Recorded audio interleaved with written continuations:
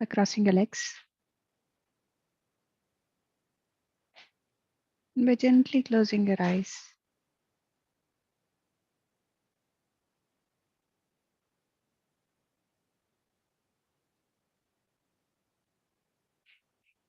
Just feel your breath.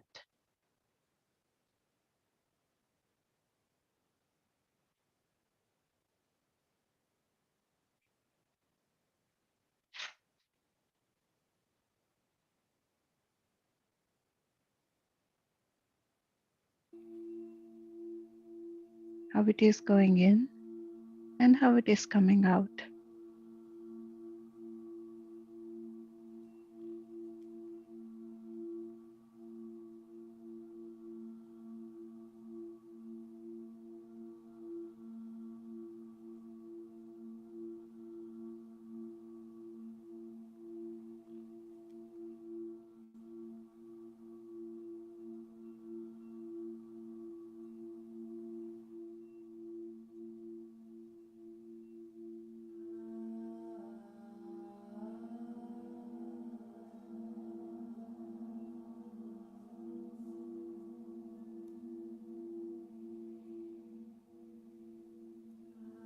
Just breathe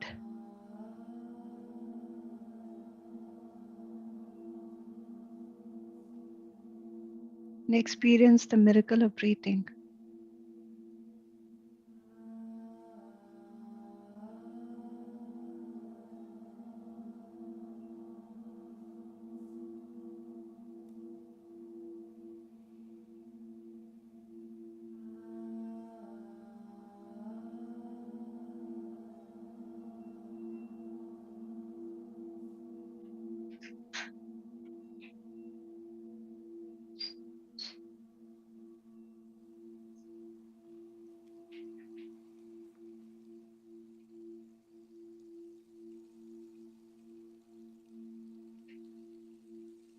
Gently observe your breath.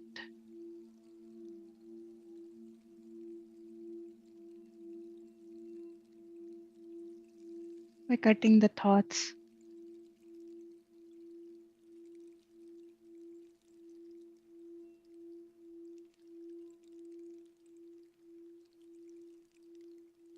just the natural breath.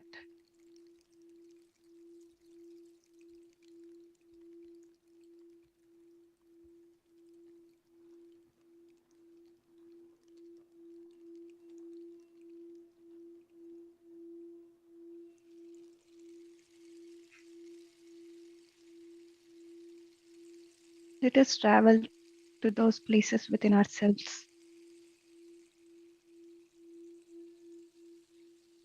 with the breath.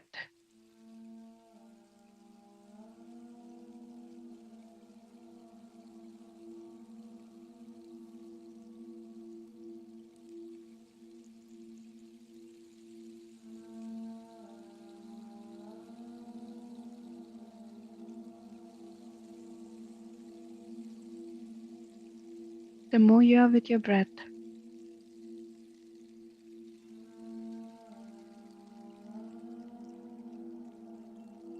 the more you fill yourself with the cosmic energy.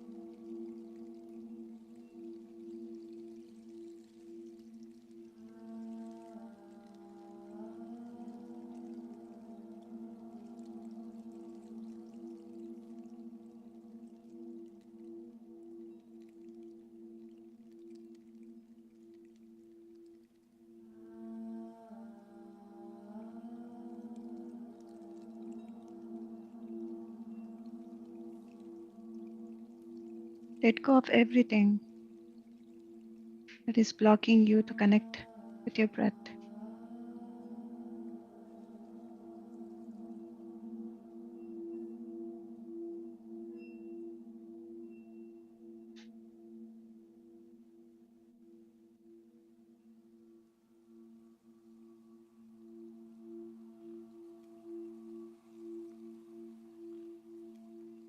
Natural, soft, tender, tranquil breath.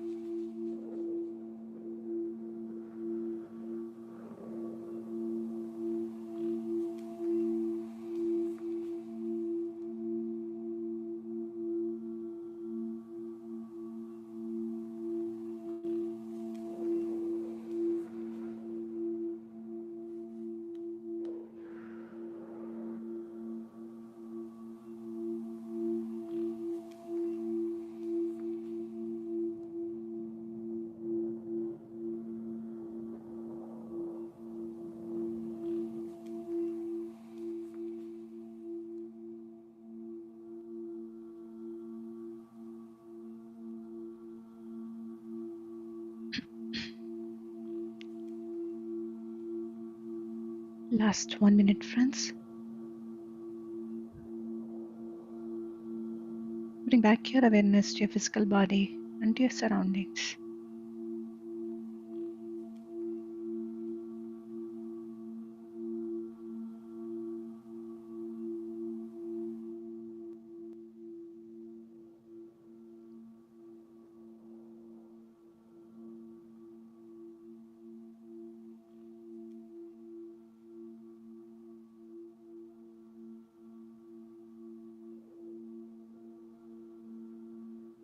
Let us express our gratitude to each and every person that we have met, to each and every situation that we have crossed, to each and every living and non living thing.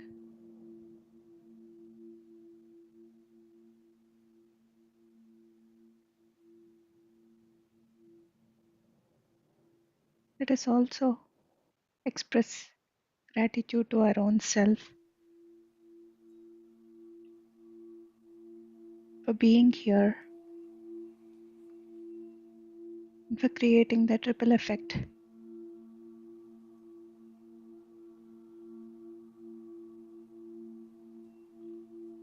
You are that beautiful drop that creates the ripple around your family, around your friends, around your community.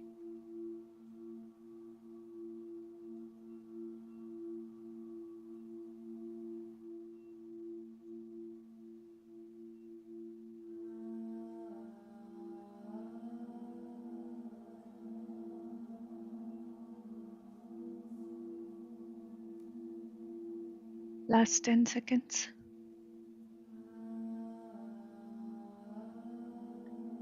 10, 9,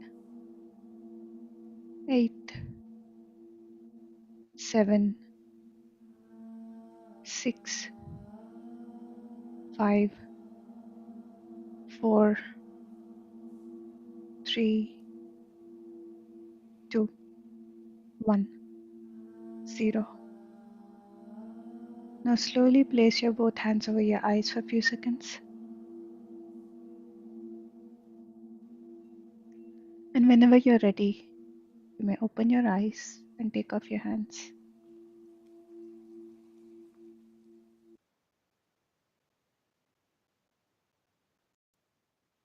Welcome back, friends.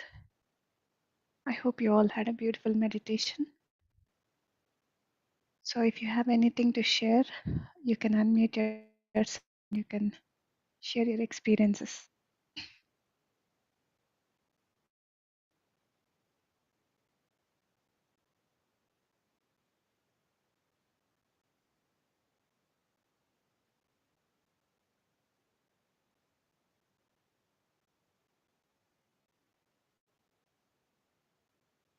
Or if you're still in that state, please continue being in that state.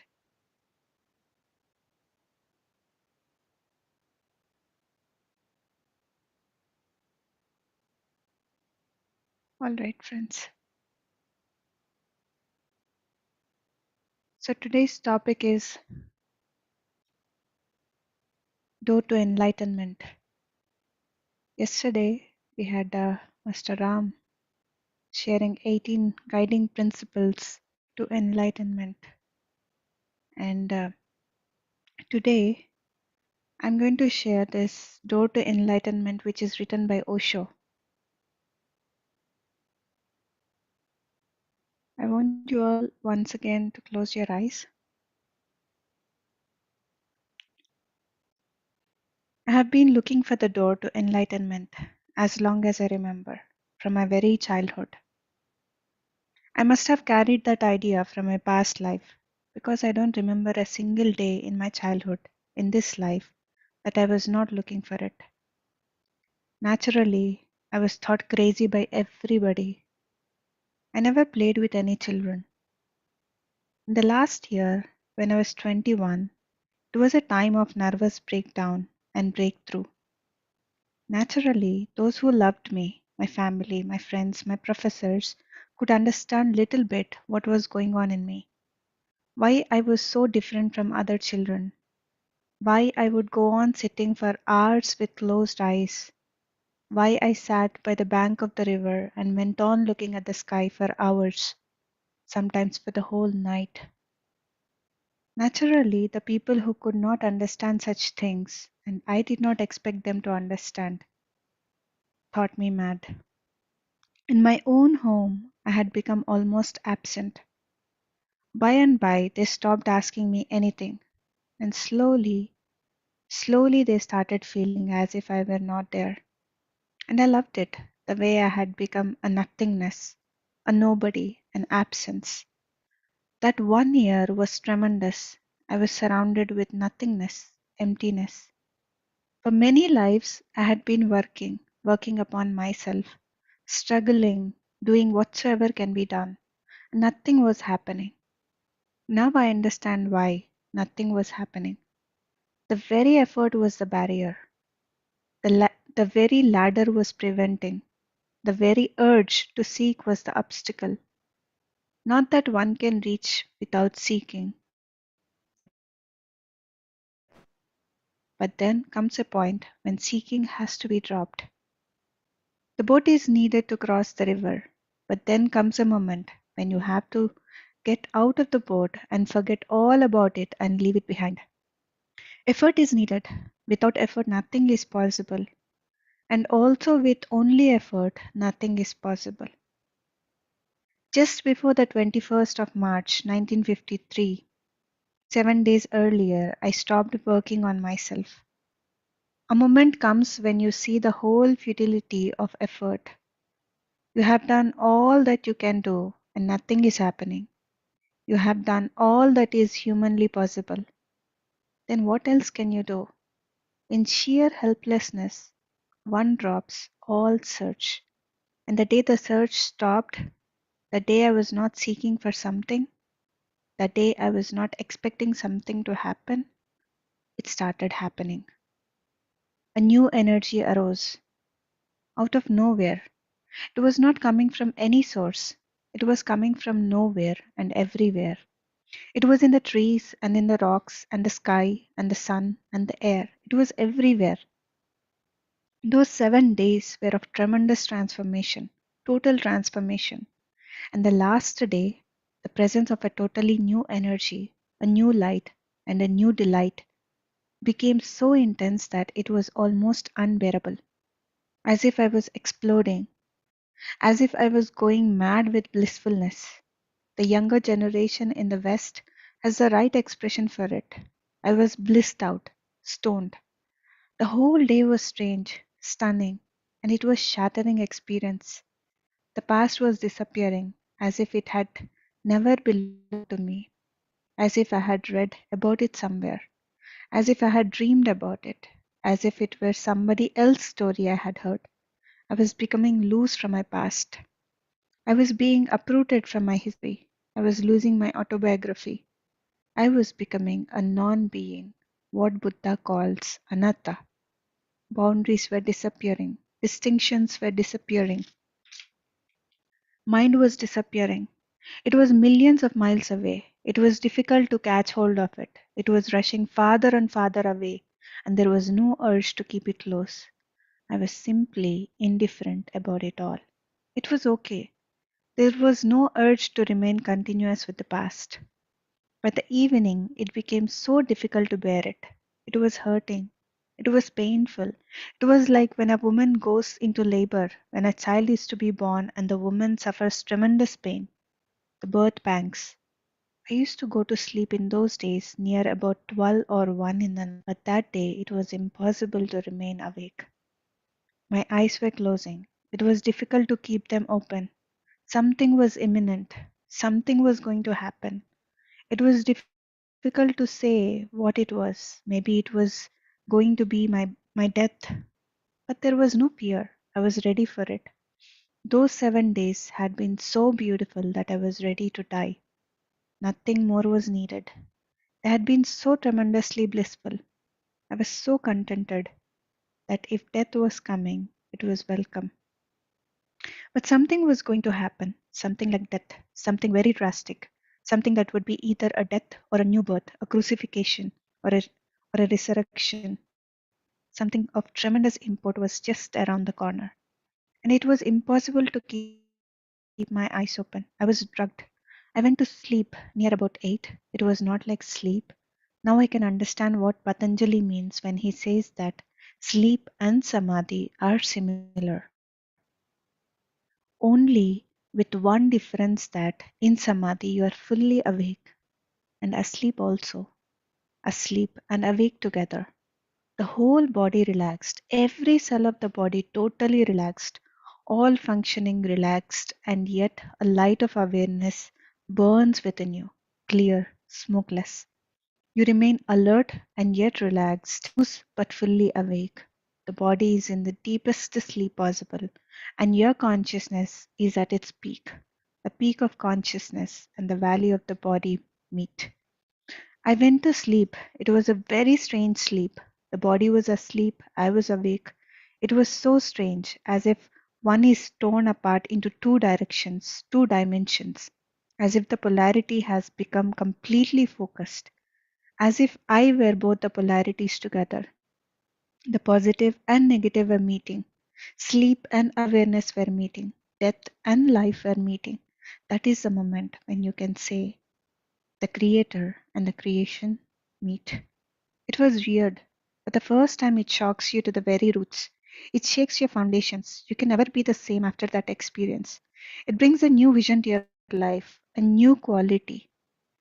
Near about 12, my eyes suddenly opened. I had not opened them. The sleep was broken by something else. I felt a great presence around me in the room.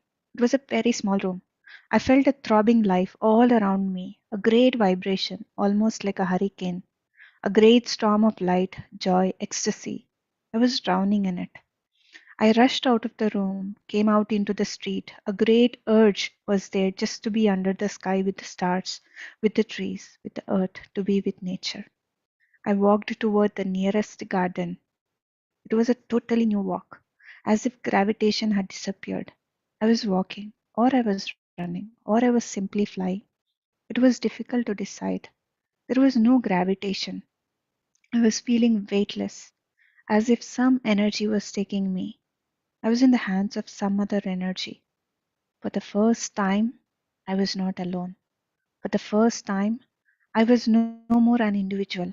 For the first time, the drop had fallen into the ocean. Now, the whole ocean was mine. I was the ocean. There was no limitation. A tremendous power arose as if I could do anything whatsoever. I was not there. Only the power was there. The moment I entered the garden, everything became luminous. It was all over the place, the benediction, the blessedness. I could see the trees for the first time, their green, their life, their very sap running. The whole garden was asleep. The trees were asleep. But I could see the whole garden alive. Even the small grass leaves were so beautiful. I looked around. One tree was tremendously luminous. The mulch tree. It attracted me. It pulled me toward itself. I asked,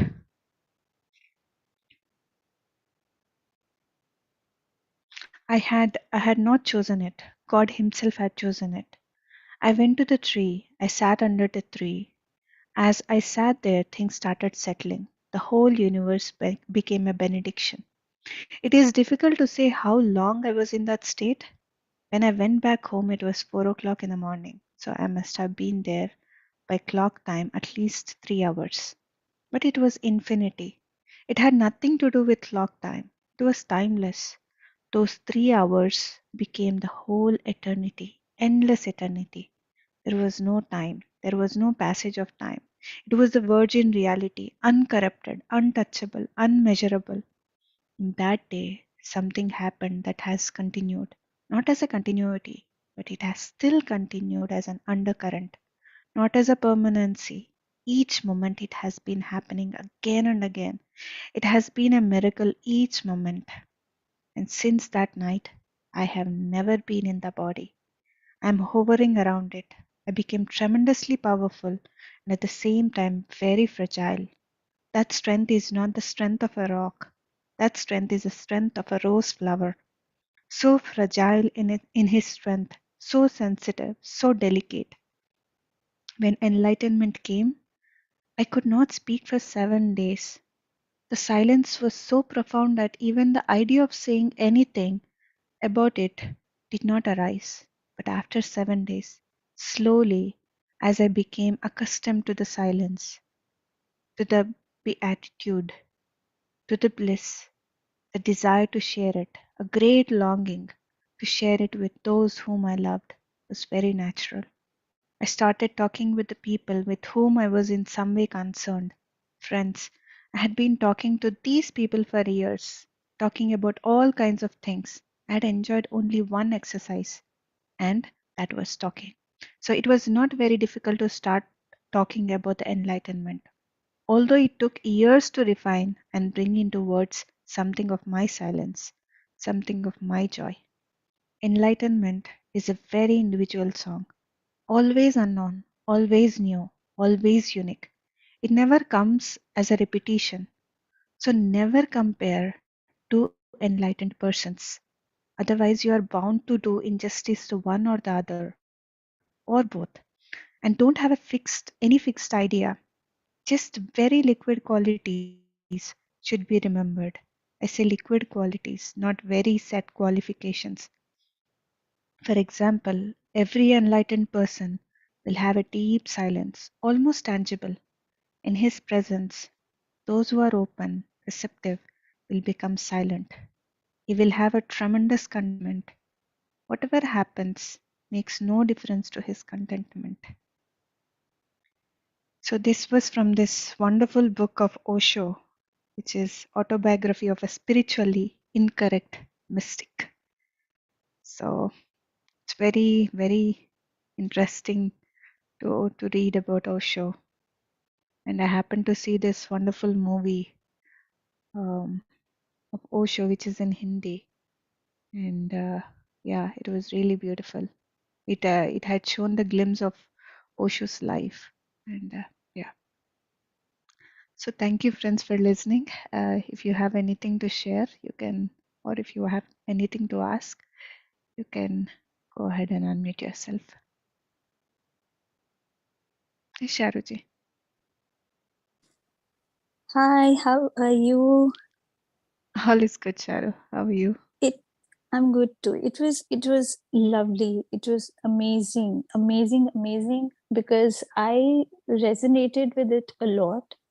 Whatever you read about the lines of Osho, because especially those words when you are saying, the effort and the effortlessness, and Yes. there should be a Yes. time when you stop seeking what is seeking you. So Very true. this happened with me, when I was uh, getting connected to the angels. And there was a time when I used to get desperate to see them, Mm, to connect with them. And it was not happening because I was making so much of efforts at that time that, I was just so desperate to see them that, I used to make so many efforts and the efforts were not fruitful. Just to see that, mm, what do I do to see you? mm, I'm making so many efforts. Then there came a day when, there was a complete surrender that, okay, I'm not going to do anything, no efforts. So, whatever I'm doing, I'm mm, just going to do that, meditating and surrendering to you.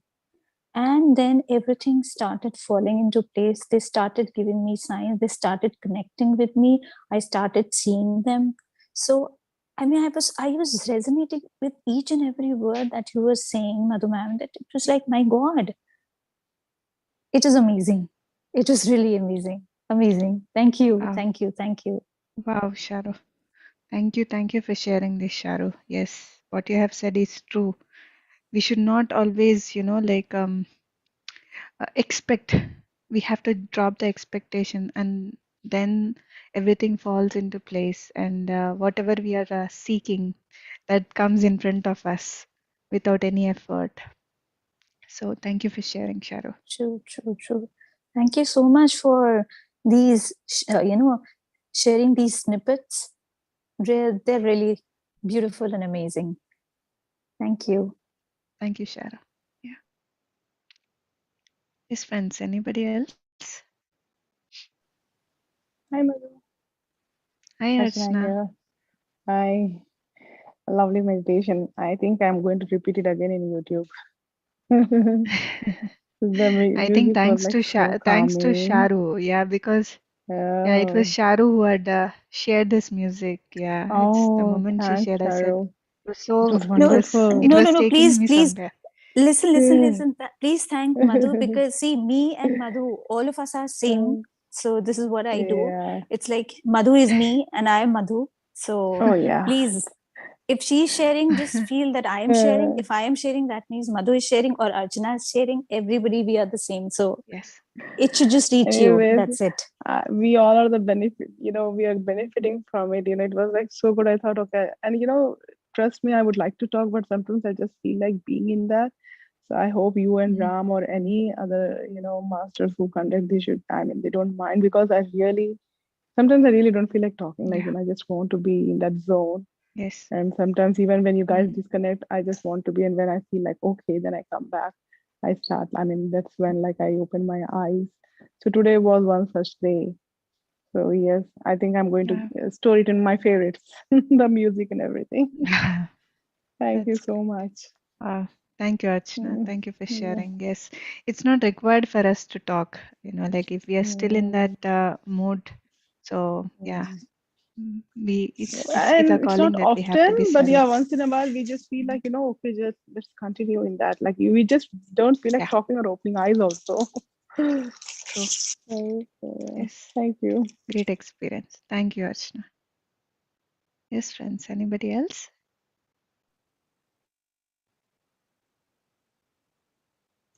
Yeah, that was a wonderful session. I did read about Osho's article in Spiritual India book, and when I came to know how he lived his childhood, particularly the aspect that he used to go into nature and his grandparents where he was living, they gave him so much freedom, like the way he was specifying, right? I mean, they even forgot that he was there, and if I remember well, reading in that article, already when he was just 12 years old, he used to go into nature to that river and he used to spend all the night and he used to return home sometimes at 3 a.m., 4 a.m., 7 years old. Oh, Madhu says 7 years old. My goodness. So that was the freedom he had. And imagine what happens with that freedom given to anyone, particularly to the people around us. It could be any relation in our that we come across.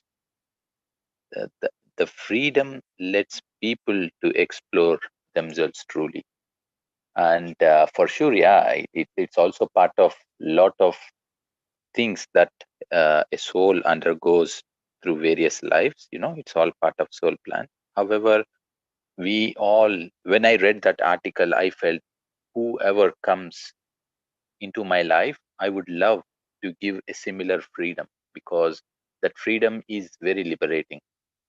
And then reading and hearing again his narration of that aspect when he had realized that that energy aspect of being here, not being here, being there uh, in a no time space, and not knowing if he was walking, flying, taken over by energies, the way, like he says, exploding of energies. I think just hearing these, uh, I mean, I cannot put it in words. What is, yeah, I think it's an experience to experience, and even the aspect of seeking, not seeking, it's beautiful. It's beautiful. Thank you, Madhu. Thanks, everyone.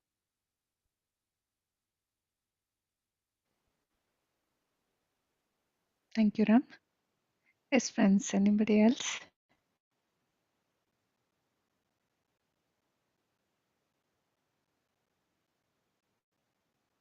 All right. So, friends, we will all see each other again tomorrow. And till then, have a lovely, lovely day, a lovely evening, and a lovely night. And namaste to all. Bye bye. Thank you so much. Thank you so much, both Thank of you. you. Thank you, everyone. Thank you. Thank you. Thank you.